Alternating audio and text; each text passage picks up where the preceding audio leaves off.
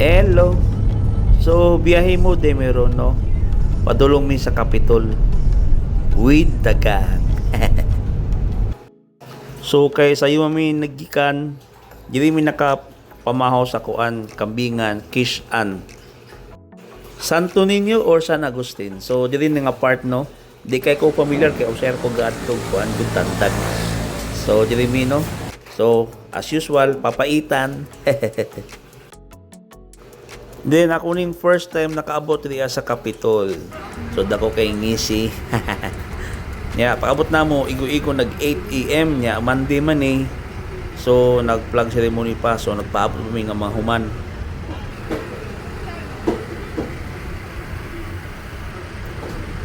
So ako po ning gi-explore ning ilang palibot, no.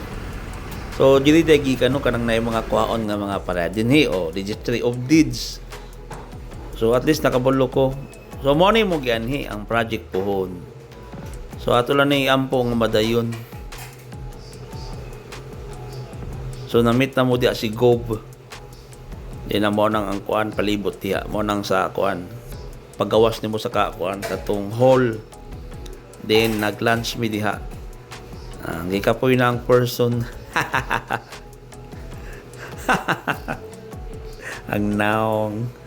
Na yung mga snack pero kapoy gid siya kanang whole day kay mo maglingkod maminaw sa mga kuan presentation. So at last nakanaog na mi.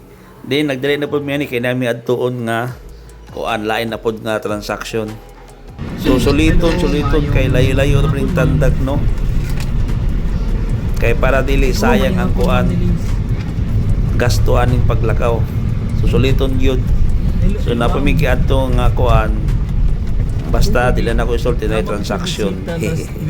From Manila, ipakyaw nila. So nag-video ko ani kay siyempre usay jud ko di ko kay familiar sa tandag. Ang lugar nga ako kuan ko medyo makapamilyar ko kanang sa may BIR gani. Kay nagapasam og mga alpalis sa una. O diha sa may Boulevard. So diha jud ko kasagaran, no, Boulevard, BIR kanang umot ng highway nila din ang mga barbecue. Nakaadto ko sa ilang plaza, kausa lang murag what if first na pugid ato sa tandag ba. Nya nagkuan ko. But abot man ko didto. So dili mi nagkuan, no, nag-dinner after ni gabi ina kay tungod lagi sa kakuan po sa dalan.